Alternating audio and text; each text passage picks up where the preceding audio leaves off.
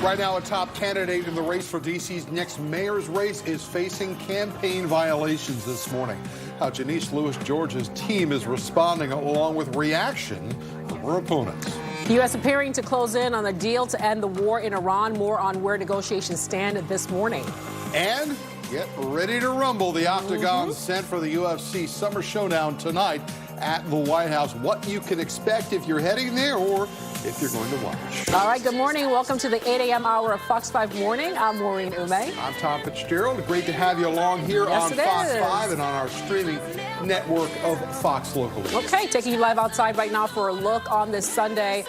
Conditions not bad right now, but things are going to be changing because Gwen has been busy watching a system that's developing and that you need to be aware of. So we're going to get right to our friend, Gwen Talbert, who's going to fill you in on what you need to know as you plan your day. Hey, Gwen. Hi there. You know, we have a couple of things happening. We got a little bit of a break yesterday from the humidity.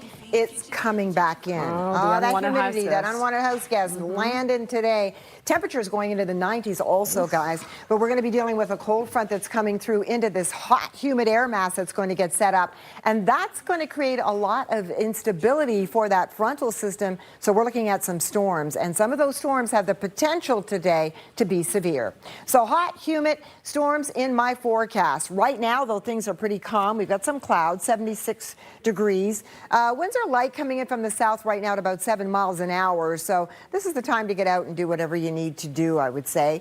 And as we take a look over parts of Ohio, you can see here we've got some rain showers and some storms. That's what's coming our way.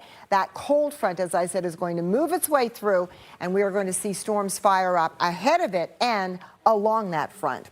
70 at Manassas this hour, 74 at Quantico, double sevens for Leonardtown, 75 at Annapolis, 66 at Frederick, and 71 at Hagerstown. Here's a look at your planner. Planner is now starting to bring the storms in at about 6 o'clock. Last hour it said 8, and I'm going to say that's a pretty good time period, but I wouldn't be surprised if we see something even earlier than that. Storm Prediction Center has us under a slight risk of severe weather, and that could mean some damaging winds as a primary threat. Now, don't forget to download the Fox 5 weather app. You can just scan it, that QR code right there on your screen for all the latest. Make sure you pay attention to watches and warnings and advisories that could be issued today. And also check us out on fox5dc.com. I'll have more coming up on the other side, guys.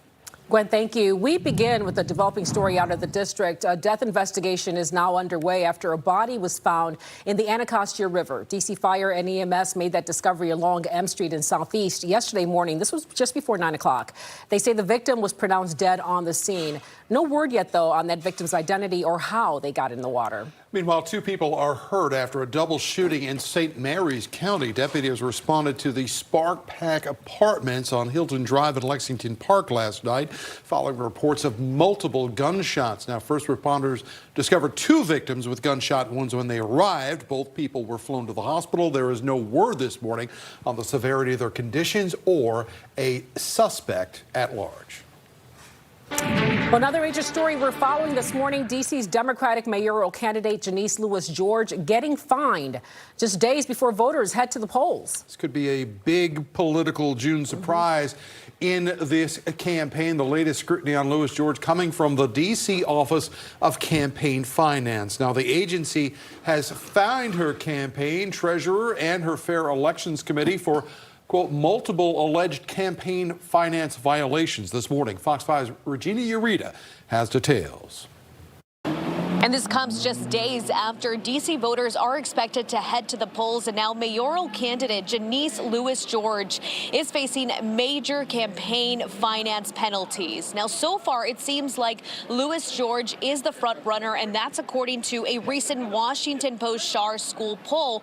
But critics are questioning whether she is qualified to be the next D.C. mayor. Now, take a look. The D.C. Office of Campaign Finance hit Lewis George's campaign with $16,000 in fines, alleging the campaign exceeded spending limits, accepted contributions above legal caps, and violated fair election rules. The investigation stems from a complaint filed in April and examined alleged campaign finance violations. An outside group backing Lewis George, Safe and Affordable DC, was also fined $4,000. Now the investigation looked into whether the campaign coordinated with labor unions and outside political groups supporting her run for mayor. According to the order, the campaign failed to prove there were adequate protections in place to prevent information sharing between groups.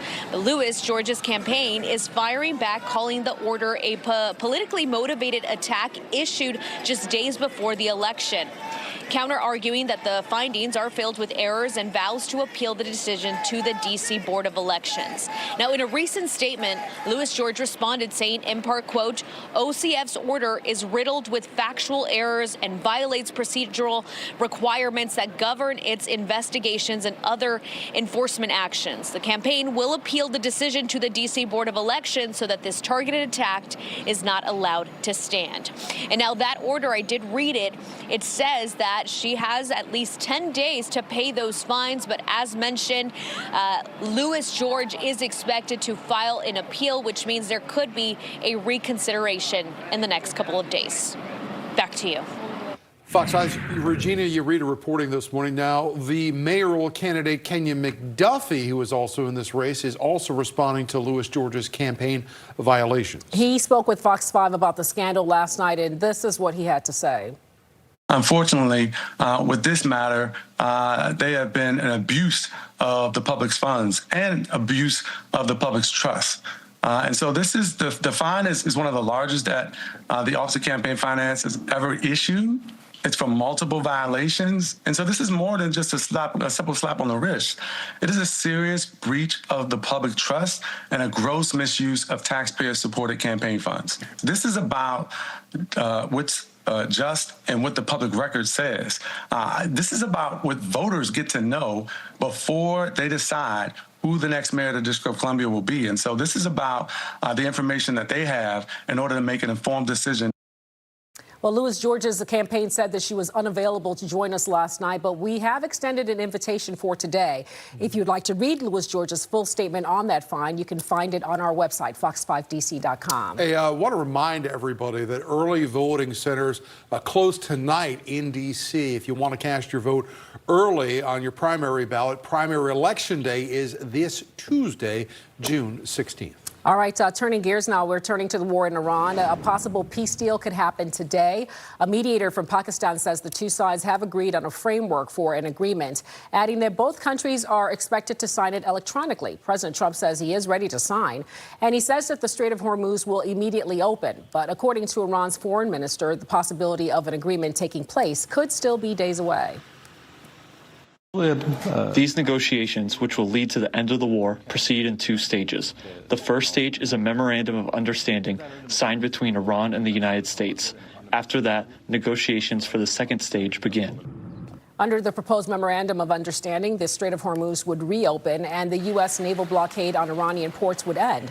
Negotiations over Iran's nuclear program will be pushed to the second stage for a final agreement. This morning, the tarp is still up at the Kennedy Center, but officials there say Donald Trump's name is down. The director of the Kennedy Center telling a federal court yesterday that they have complied now with an order to remove Trump's name from all of the signage at the building.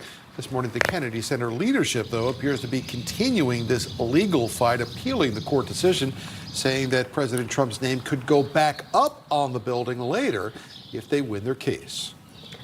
As we take this live look at the White House, today marks the 80th birthday of President Donald Trump. UFC fans also have something to celebrate. Tonight, 7 historic fights are set to take place on the South Lawn. The event is rain or shine, and fighters will be competing in D.C.'s notorious summer humidity with temperatures in the mid-90s. Prelims are set to start around 4 this afternoon, with the main card starting at 8. Meantime, UFC Freedom 250 is affecting Metro bus service throughout tomorrow morning. Now, riders are going to see service disruptions on dozens of routes through 6 a.m. tomorrow morning due to all the road closures around the National Mall, around the White House in downtown D.C.